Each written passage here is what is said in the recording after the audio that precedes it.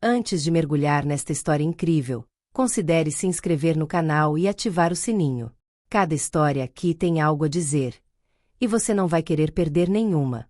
10 anos atrás, em uma praia esquecida no Benin, o vento quente trazia os aromas mesclados de sal, areia quente e manga fermentada. As ondas sussurravam para a noite, e o vasto céu negro estava salpicado de estrelas, como se para dar as boas-vindas a um encontro que o próprio destino havia cuidadosamente preparado. Alexandre Delcourt, o discreto herdeiro de um império hoteleiro, não estava ali a negócios nem a lazer. Fugira de uma vida demasiado cheia, mas vazia, de uma existência saturada de luxo, contratos e expectativas familiares. O pai acabará de falecer sem uma palavra de amor. A noiva o abandonara 3 semanas antes do casamento e, pela primeira vez, viu-se sem rumo. Embarcara num voo sem avisar ninguém e aterrissara neste país que desconhecia, numa pequena cidade costeira que o motorista lhe recomendara para o descanso da alma. Foi naquela praia, na hora em que a areia esquenta e os passos se apagam suavemente, que ele a viu. Ela estava sentada numa rocha, descalça, um vestido longo esvoaçando ao vento como uma vela esquecida. Seus olhos estavam fixos no mar, mas parecia que olhavam muito mais longe, além do visível, além até mesmo do futuro. Seu nome era Ava. Uma jovem professora apaixonada por literatura, ela passou seus últimos dias de folga aqui antes de retornar para lecionar em uma escola remota no interior do país. Ela vinha frequentemente a esta praia para ler, para respirar, mas acima de tudo para lembrar de si mesma, do que queria ser. Ela tinha a graça silenciosa de quem aprendeu a se construir longe do olhar alheio. Quando Alexandre se aproximou dela, não foi o flerte fácil de um turista entediado. Foi outra coisa. Uma curiosidade quase dolorosa. Ela não o afastou. Pelo contrário, sorriu com aquela doçura séria que desarma certezas. Conversaram pouco. Muito pouco. Ele lhe disse que não dormia há semanas. Ela simplesmente respondeu: o sono foge daqueles que fogem de suas vidas. E ele ficou em silêncio. Caminharam juntos, em silêncio, pela praia, com passos em sincronia, como uma prece silenciosa. A certa altura, ele parou para olhar a lua, redonda e dourada, suspensa sobre o mar. Sussurrou: parece que ela está aqui por você. Ela respondeu: está lá para aqueles que ousam olhar. Ele a chamou a lua naquele momento. Não para bajulá-la, mas porque sob aquela luz pálida, ele vira nela algo eterno, uma clareza, uma verdade que nada poderia macular. Eles não fizeram amor naquela noite. Teria sido muito comum. Eles apenas ficaram deitados lado a lado na areia ainda quente, com os olhos fixos nas estrelas, as mãos ocasionalmente roçando a areia entre eles, sem se tocarem. Não havia nada para possuir, apenas para ser. Ao amanhecer, enquanto o céu ia ficando rosa, ele acordou sozinho. Ela havia saído, deixando ao lado dele uma folha de papel arrancada de um caderno escolar. Nela, ela havia escrito: não me procure. A memória é mais verdadeira que a busca. Ele relera aquela frase 1000 vezes. Não sabia o nome dela. Nada concreto. Mas algo se enraizara dentro dele. Uma certeza insensata de que jamais poderia amar de outra forma. Aquela noite, breve e pura, tornará-se sua referência silenciosa, seu norte invisível. Ele trancara aquela lembrança como uma joia preciosa demais para ser exibida. 10 anos depois. Alexandre Delcourt tem 43 anos. Tornou-se uma figura-chave no mundo hoteleiro. Seus estabelecimentos se estendem de Dubai a Tóquio, de Paris a Zanzibar. As revistas falam de sua elegância discreta e de sua inteligência serena. Ele dá poucas entrevistas. Nunca fala sobre sua vida privada. E, acima de tudo, não ama mais. Ou, pelo menos, está convencido disso. Mas às vezes, à noite, sozinho em uma de suas coberturas estéreis, ele vê a praia novamente. Ouve as ondas. Sente o cheiro salgado daquela noite perdida. E sempre vê o rosto dela. Sábado à lua. Numa manhã de janeiro, cansado do barulho, ele decide fugir para um palácio provençal que acabará de adquirir, localizado em uma vila pegada à pedra e ao céu. Ele se instala lá sob uma identidade falsa, querendo testar o lugar sem tratamento especial, mas acima de tudo escapar de um mundo onde tudo é planejado, medido e controlado. Ali, entre as grossas paredes cobertas de era, nos corredores com aroma de lavanda, ele busca algo que não consegue nomear. Ele quer silêncio. Mas encontrará muito mais. Elise, como agora é chamada, trabalha neste palácio há 2 anos. Nascida Ava, ela enfrentou tempestades silenciosas desde que deixou Benin. Após a morte de seu filho ao nascer, resultado daquela noite na praia, ela deixou seu país, chorou longe de seus entes queridos e recomeçou. Ela mora em um pequeno apartamento-estúdio na vila. Lê romances que pega emprestados na biblioteca, às vezes escrevendo em um caderno surrado. Não fala sobre o passado. E ninguém lhe pergunta nada. No hotel, ela é exemplar. Sempre pontual, sempre digna. Mas permanece invisível para os hóspedes, como muitas mulheres de cor neste tipo de lugar. Ela sabe o que isso significa. Suporta com lúcida resignação. Às vezes, à noite, olha a lua da janela da lavanderia. E pensa nele. No homem na praia. Em seu olhar ferido. Ela nunca tentou encontrá-lo. Ela também havia trancado essa lembrança em um caixão interior, convencida de que pertencia a outro mundo. Era uma manhã de quinta-feira. Uma daquelas manhãs de inverno em que a luz desliza sobre o corredor de pedra com uma lentidão quase religiosa. Alexandre, vestido com simplicidade, estava saindo de sua suíte no 3º andar.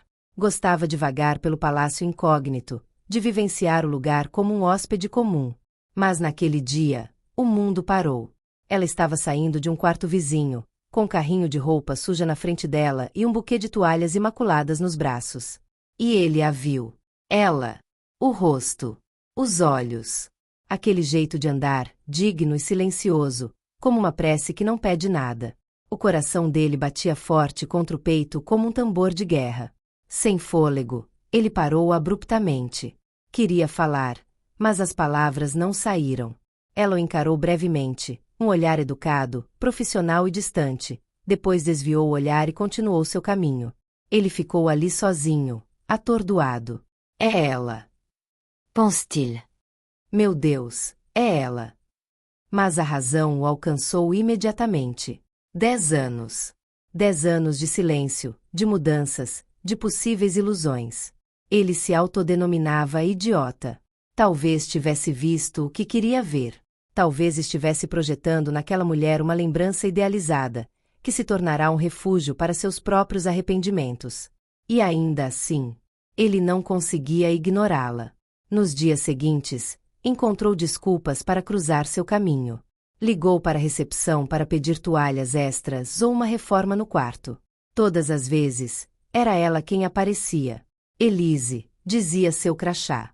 Ela sempre atendia com calma, educada, mas distante. Sem carinho. Sem sinal de reconhecimento. Ele se sentia ridículo, preso numa miragem.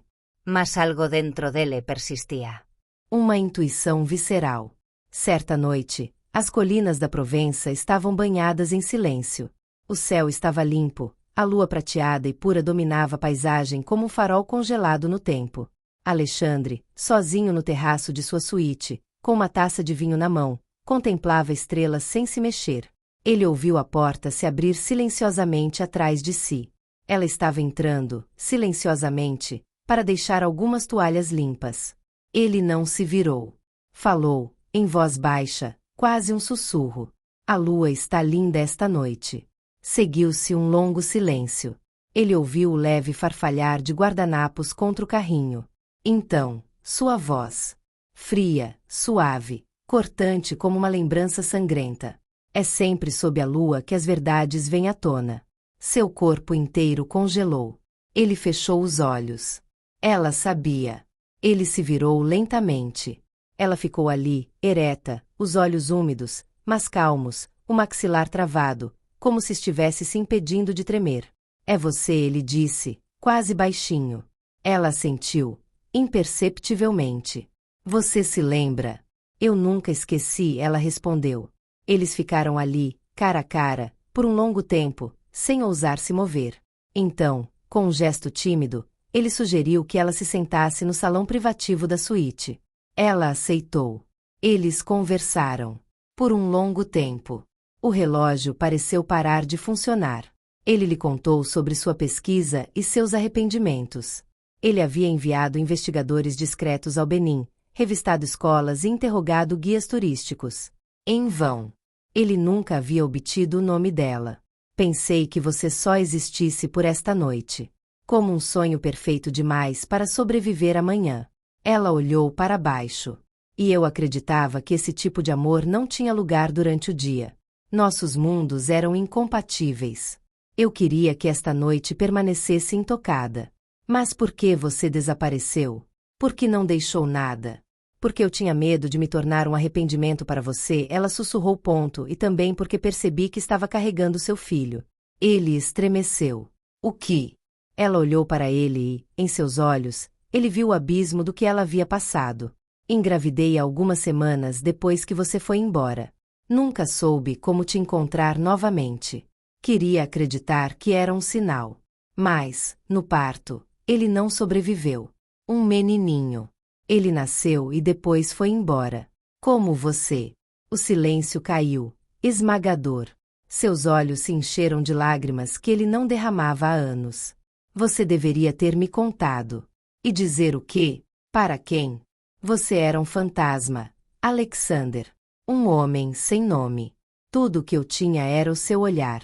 E então, depois disso, eu quis desaparecer. Deixei meu país. Parei de acreditar que merecia qualquer outra coisa. Ser empregada doméstica era simples, anônima. Era tudo o que eu queria. Ele se aproximou gentilmente. Queria tomá-la nos braços, apagar os anos, consertar o irreparável. Mas parou, respeitoso. Sabia que algumas dores não eram tocadas. Você nunca deixou de existir para mim, ele disse. Ela olhou para ele por um longo tempo. E você permaneceu lá, em algum lugar, como uma luz na minha noite. Uma luz que aprendi a não mais procurar.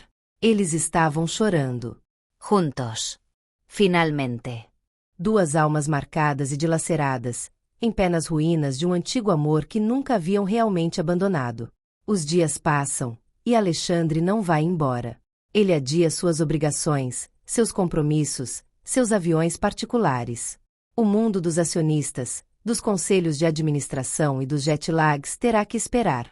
Ele não conta a ninguém, mas sabe, nada é mais urgente do que esses momentos roubados, esses olhares trocados nos corredores silenciosos do hotel, esses sorrisos discretos que ela lhe oferece com a ponta dos lábios. Ele olha de longe, como um homem olha para uma estrela cadente, sem ousar tocá-la, com medo de que ela desapareça.